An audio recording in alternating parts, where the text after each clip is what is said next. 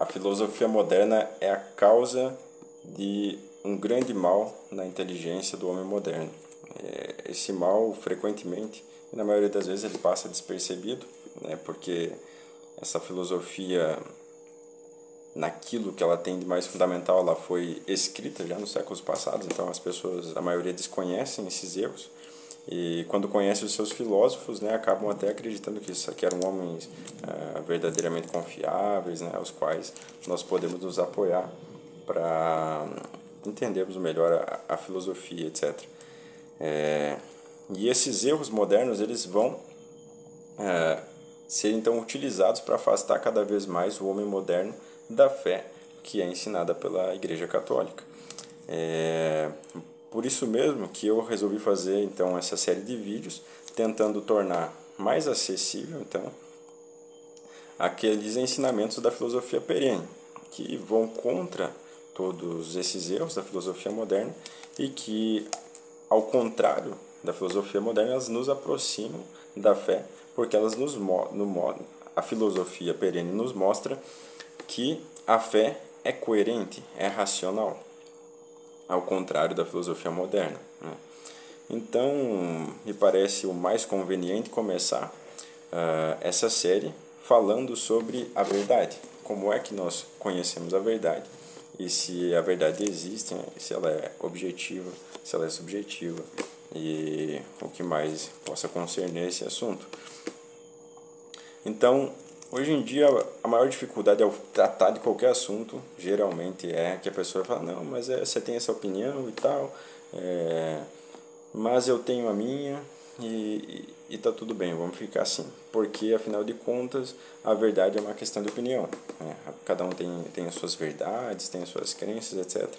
E não há porquê nós ficarmos aqui discutindo, porque a gente não vai sair desse impasse e eu me sinto bem do jeito que eu penso, você se sente bem do jeito que você pensa e é isso, não dá para sair disso. Ou seja, a verdade ela é uma coisa subjetiva, uma coisa que nós sentimos, cada um sente no seu interior, cada um sente uma verdade diferente e não passa disso, né? Então, é claro que esse erro, e por que eu estou falando desse erro? Porque ele me parece ser o mais comum nos dias de hoje e raiz de grandes males. Pode ser que hajam outros, aos quais eu não estou considerando aqui. Se você está com algum em mente aí, já deixa nos comentários, né? Porque vai ajudar, posso tentar explicar ele no próximo vídeo. Mas então, sobre a questão da verdade ser subjetiva, é evidente que esse erro ele existiu já e ele foi professado por muitos filósofos ao longo da história. Mas da maneira como esse erro se apresenta na filosofia moderna, creio eu, seja Descartes aquele que inicia essa forma de pensar, ou seja, os argumentos que são mais comumente utilizados, eles têm um início, eles têm uma abertura, uma entrada no mundo ocidental, nas universidades ocidentais, por meio do ensinamento de Descartes, né, que é, inclusive, idolatrado em todas as universidades como sendo um grande filósofo, né, um mestre do pensamento moderno, etc. Então Descartes ele ficou muito conhecido por aquela sua frase, né, o cogito ergo sum, que significa penso, né, eu penso, logo existo. O que significa? O que ele quis dizer quando ele disse penso, logo existo? Então, o mundo ocidental, que era governado e tinha por autoridade máxima a igreja, né, era governado pela igreja, e tinha como autoridade máxima a igreja, ela fundamentava em grande parte seus ensinamentos pela escolástica, né? E a escolástica ela vai utilizar o mesmo conceito de verdade que é utilizado pela filosofia perene, a mesma coisa que você vai ver em Platão, vai ver em Aristóteles, etc., né, nos bons filósofos, de que a realidade ela se apresenta para nós, né? Ela é uma coisa externa a nós e se apresenta a nós, né, para nós. E como é que ela se apresenta? Ela se apresenta por meio dos sentidos. Os sentidos, os nossos sentidos, a visão, o olfato, a audição, etc. Elas são o meio, né? Os sentidos são o meio pelo qual nós assimilamos a realidade. Então, acho que não tem nenhuma dificuldade em entender isso, né? Agora, Descartes ele vai colocar a seguinte questão. Ora, se eu apreendo a realidade por meio dos sentidos, os sentidos frequentemente nos enganam, né? Então, ele vai utilizar, e não só ele, os filósofos que normalmente defendem essa posição, eles vão utilizar como argumento, né, para isso, dizendo que os sentidos frequentemente nos enganam. O seguinte, o exemplo que é muito comum é, se eu pego um pedaço de pau e mergulho parte dele na água, vai parecer que ele está quebrado, né? Vai parecer que ele está quebrado. Então, isso é uma prova, segundo eles, de que os nossos sentidos nos enganam. Mas seria o caso de perguntar a esses filósofos, no caso de Descartes, por que é que a madeira deveria aparecer, né, se apresentar diante dos nossos olhos de maneira idêntica dentro da água e fora da água, né?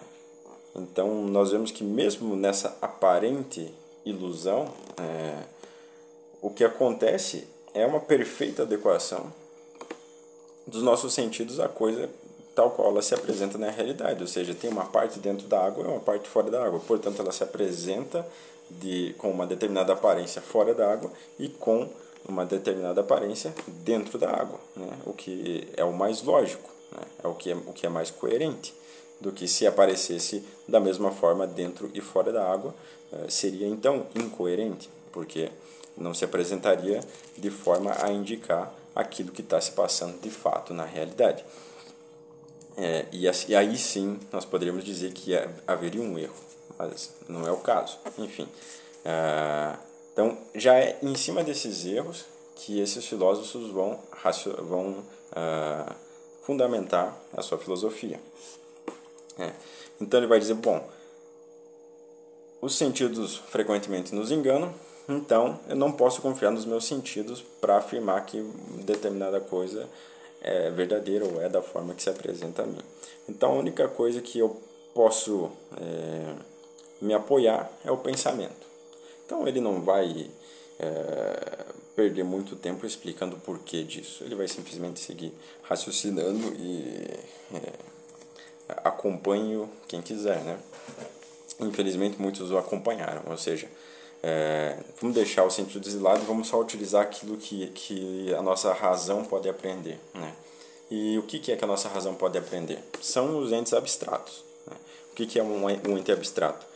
É um ente que eu abstraí de uma realidade que eu aprendi com os meus sentidos. Então, por exemplo, a quantidade. Todo mundo só sabe contar, todo mundo conhece a noção de quantidade, né? 1, 2, 3, 4. Porque algum dia viu alguma coisa, né? E aí depois viu 2 daquela coisa. E depois viu 3, e assim por diante. E assim contou, né? Eu tenho aqui 3 pedras, eu tenho 3 grãos de milho, etc.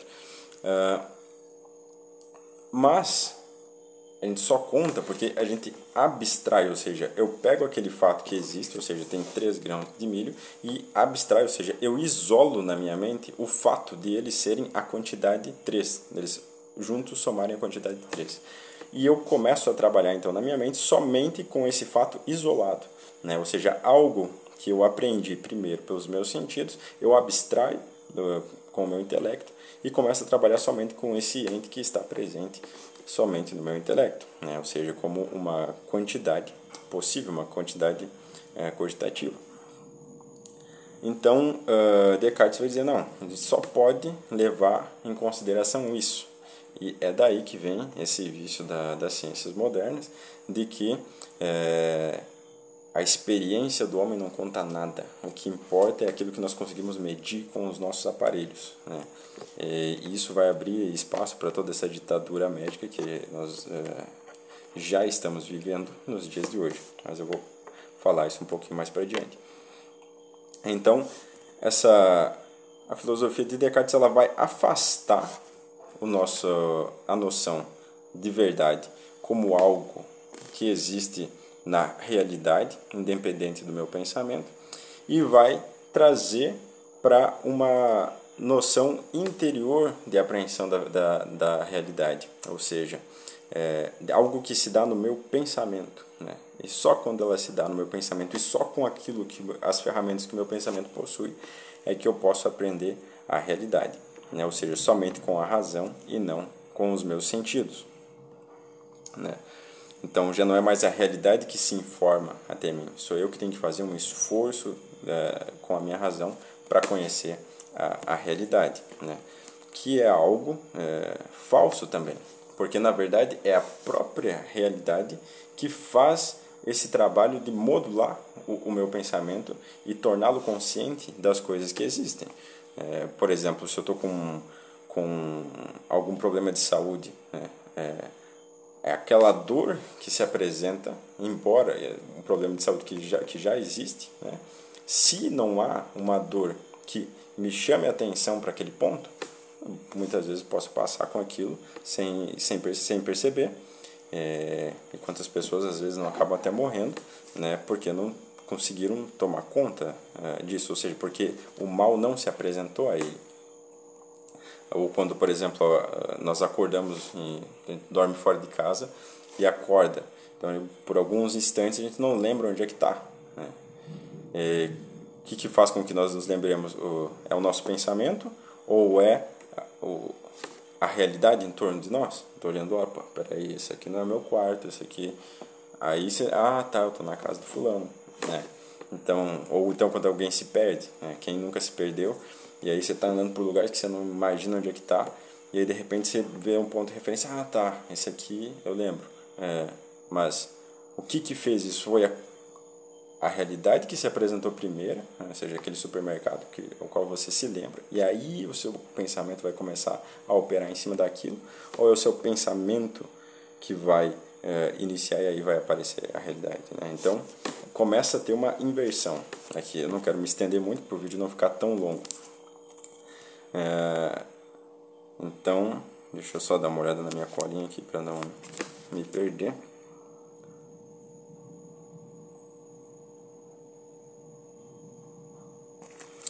Então, ele vai abrir as portas para a noção de verdade subjetiva.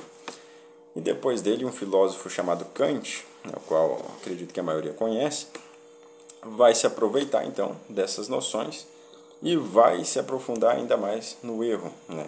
Porque Kant vai dizer o seguinte, então todos nós aqui já sabemos, nós homens doutos já sabemos que nós não podemos confiar nos nossos sentidos. Então, porque eles frequentemente nos enganam, etc., né? Assim como dizia Descartes e tal. Então, aquilo que eu percebo com os meus sentidos não só não é confiável, então não é que eu só não posso confiar nos meus sentidos, mas eu nem sequer posso saber se aquilo que eu aprendo com os meus sentidos realmente existe. Então, se eu estou conversando com a minha mãe, evidentemente eu só posso conversar com a minha mãe e perceber a existência dela por meio dos meus sentidos, né? Porque pelo toque, pela visão, pela audição, etc. Então, eu não sei nem se a minha mãe existe, né? Segundo Kant. E não só isso, mas não há meios para solucionar esse problema. Ou seja, não tem como saber se aquilo que eu estou vendo com os meus sentidos realmente existe, porque os nossos sentidos não são confiáveis. Então, é o caso de se perguntar, mas como é que alguém poderia viver dessa forma, né?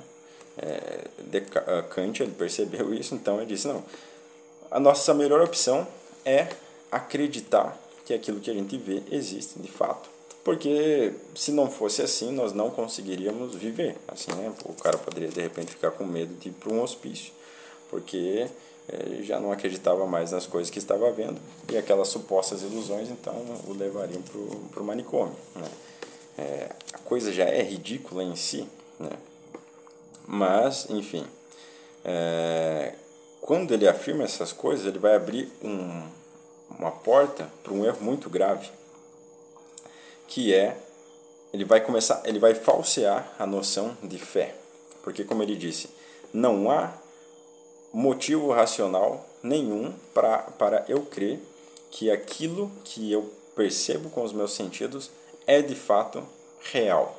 Mas, mesmo assim, eu devo crer que é real porque me é mais confortável, né? Me é mais conveniente crer assim. Então, portanto, eu creio que as coisas existem. Mas aquele que cresce que nada existe estaria também igualmente certo e talvez fosse mais conveniente a ele. Então, quando ele faz isso, ele deturpa a noção de fé, porque a fé é uma fé em coisas objetivas. A fé não é algo irracional, como essa fé de Descartes, né? Porque é um ato completamente irracional. Ele crê simplesmente porque me parece melhor, né? Ou seja, não há um ponto de razão que ligue essa fé e que é absolutamente contrário à fé, a verdadeira fé, né? A fé sobrenatural. Ela é perfeitamente racional e frequentemente demonstrada pela razão, como se vê em São Tomás e tantos outros. Então, ele vai mudar essa noção e dizer, não, a fé é algo completamente irracional. Só que alguns se sentem melhores crendo em algumas coisas e outros se sentem melhores crendo em outras coisas, né? Então, é o mesmo erro que a gente vê surgindo depois no Concílio Vaticano II. Então, portanto, é que ninguém pode mais coagir ao outro, né? O Estado tem que ser laico, etc., porque ninguém pode chegar ao conhecimento dessas verdades e então nos cabe aceitar que cada um tenha a sua crença tal qual for ela, desde que o fulano se sinta bem com essa crença. Então ele vai, Kant com essas noções, ele vai deturpar a noção de fé. E não só isso, mas ele vai tentar dar uma solução para esse problema, né? Porque a religião para ele e para o homem moderno é uma coisa que não importa muito. Mas as coisas concernentes à vida social do homem, à vida material do homem, isso sim é importante. Então ele prevê que se as pessoas tomarem essa atitude, de que cada um cria então nas verdades que lhes são mais convenientes, vai surgir uma bagunça disso, né? Se alguém acha que é melhor matar todo mundo e pode agir dessa forma, ninguém pode fazer nada, então ele, não, claro, evidentemente que não. Então qual que é a solução para esse problema? A solução é que o conjunto dos especialistas, né, a opinião conjunta dos especialistas tenha um peso impositório, né, de imposição sobre os outros indivíduos. Que quem que são esses especialistas? É a academia científica, né, em último caso. É a academia científica. Então, aquilo que a academia científica decide, né, opina, porque não há como saber a verdade de fato, apenas como analisando os dados que nós recebemos por meio dos sentidos, chegarmos à opinião. E quando a comunidade científica toma uma opinião como sendo a mais certa, quando a maioria dos seus membros toma uma opinião como sendo a mais certa, então essa opinião deve tomar um peso de realidade, vamos dizer assim, de verdade, que pode então ser imposta aos outros, né? É exatamente aquilo que eu estava falando, da ditadura que se abre com isso. Então, no início, né, é aquela conversa, não, todos têm a sua verdade, todo mundo tem suas crenças e nós devemos respeitar a todos, né? Mas é claro que isso está abrindo as portas para no final dizer assim, não, como nós não podemos descobrir a verdade e a gente não pode viver nesse jeito, dessa bagunça, né? Nós temos aqui que seguir a opinião dos mestres, né, dos cientistas, e o que eles estão dizendo aqui é X, então vai todo mundo ter que fazer X, né? Como nós víamos acontecendo nessas imposições médicas que aconteceram, completamente irracionais. Qualquer cidadão, né, com um senso comum era capaz de observar as aberrações que estavam acontecendo, né, no questão da picadinha, etc., né, pessoas morrendo e assim por diante, por conta disso. E simplesmente os especialistas, né, eles que têm posse então de todos esses conhecimentos, dizendo não, está tudo certo, todo mundo vai ter que continuar fazendo isso e fim de papo, né? Então é para isso que serve toda essa parafernália filosófica, toda essa série de erros, ela vai servir sempre para sustentar atitudes que vão se desenrolar no mundo real, que vão afetar as nossas vidas, né? Todas as atitudes que são tomadas hoje, elas são fundamentadas em algum tipo de pensamento filosófico, porque os homens, eles têm essa necessidade de quererem estar certos, né, no que fazem. Então, por isso é que cada um vai procurar um sistema que seja mais conveniente com aquilo que ele quer, né? Então, Kant, ele vai nos dar todos esses presentes, né? Essa noção deturpada, ele vai simplesmente cortar a ligação entre o homem e o conhecimento da verdade, né? Segundo ele, é impossível saber a verdade, porque o único meio que nós podemos fazer isso é por meio de sentidos, e os sentidos não são confiáveis, então acabou, não existe. O máximo que nós podemos fazer é chegarmos a um consenso, para que possamos viver em paz, né, felizes e tudo bem. E com isso ele vai também deturpar a noção de fé.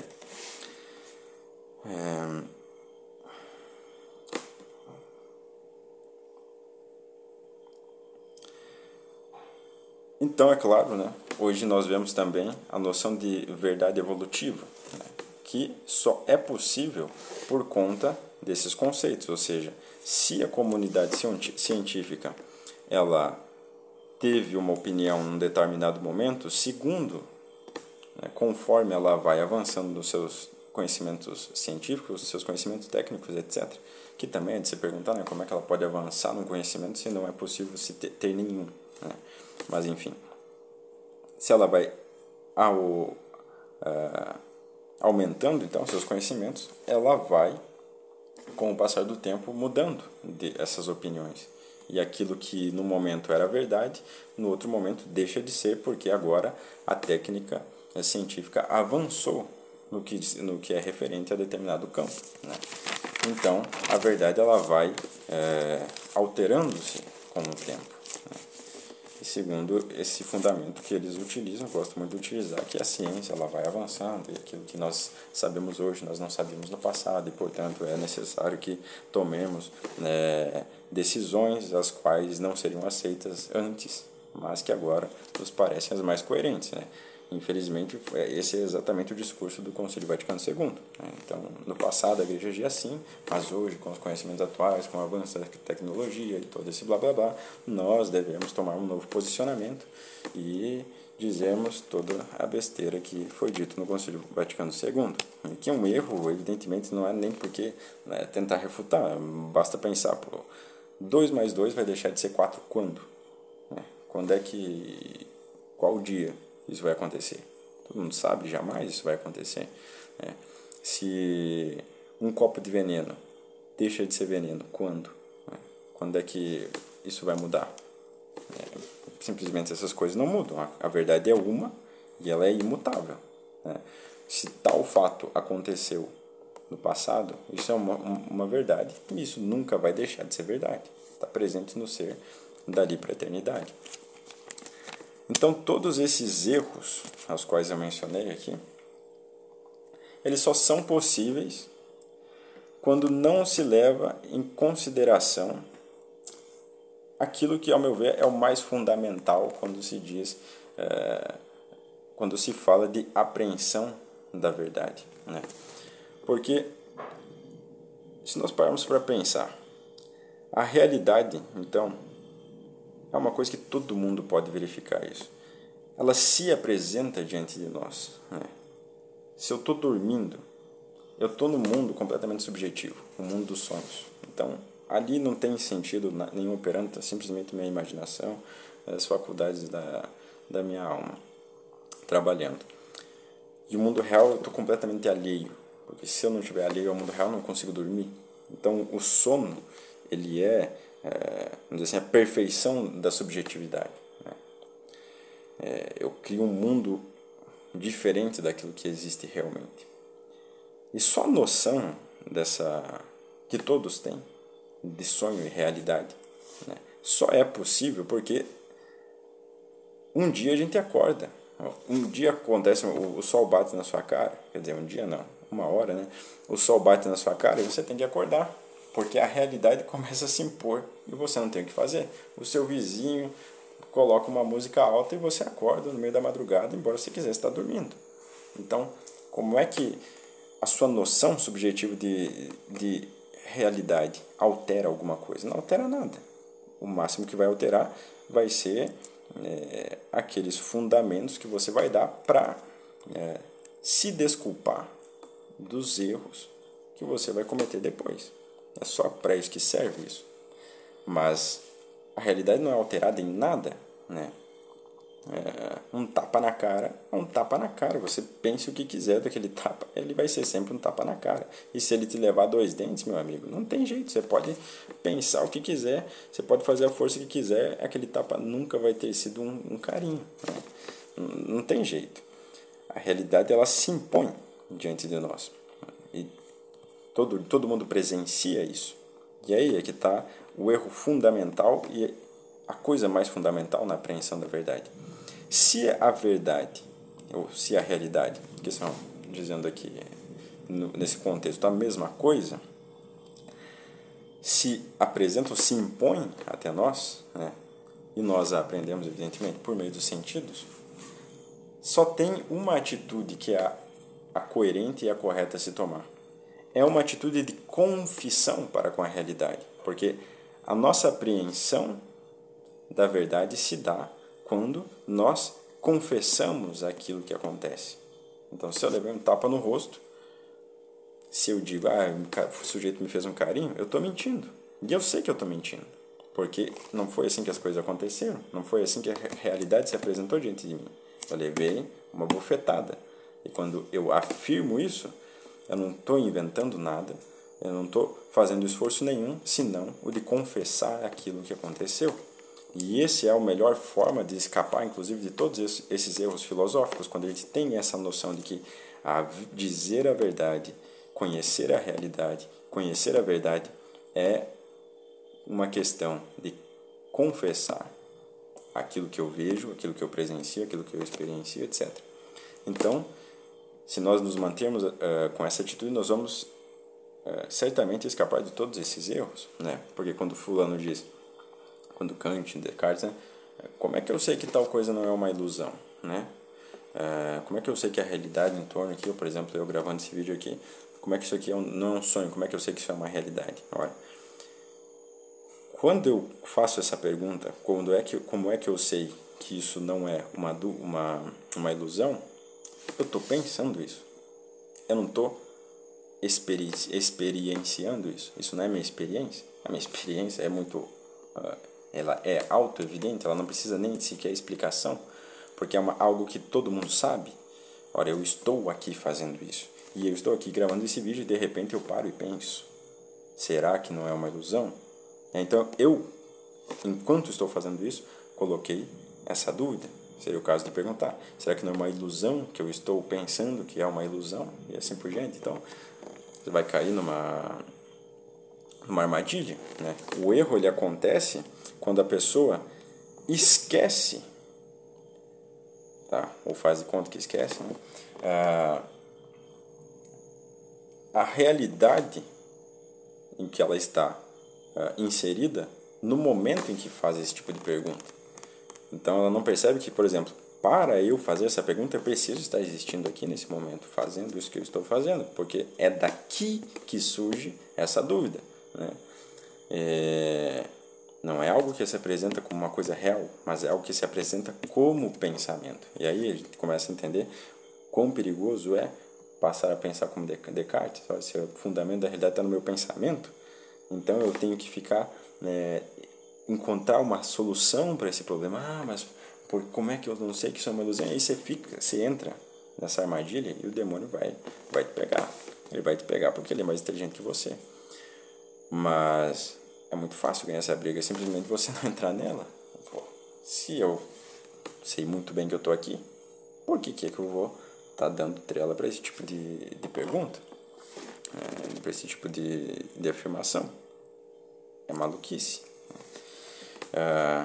Então, todos os erros filosóficos, na verdade, eles vão nascer dessa desorientação, ou seja, o sujeito ele começa, às vezes até com um desejo sincero de conhecer a realidade, mas ele vai formando um sistema e aos poucos ele vai se apegando, né, àquele sistema e esquece da experiência real inicial, que tinha dado o início daquele sistema.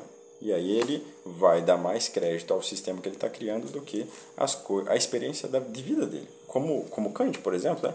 Ele está ali falando, não, eu não posso ter experiência, eu não posso saber se as coisas que eu experiencio com os meus sentidos são reais, mas quando ele faz isso, ele solta a caneta e ele tem que, sei lá, tem que ver se ele vendeu algum livro, se tem dinheiro na conta para comprar o almoço, né? Porque o estômago está roncando, ele tem que comer, né? E depois ele vai ter sono, ele vai ter que dormir, ou seja, uma série de coisas que estão se apresentando. Por que ele está se preocupando com essas coisas se elas não são nem reais, né? Então elas são evidentemente reais, ele sabe muito bem disso, né? Quando ele está escrevendo um texto real para pessoas reais que vão ler aquilo, né, o livro de Kant, ou para algo que não existe. Então, basta nós voltarmos para esse momento real, para o que ele está fazendo, enquanto ele diz isso, que a coisa fica muito clara. Né? Fica muito claro que ele está errado.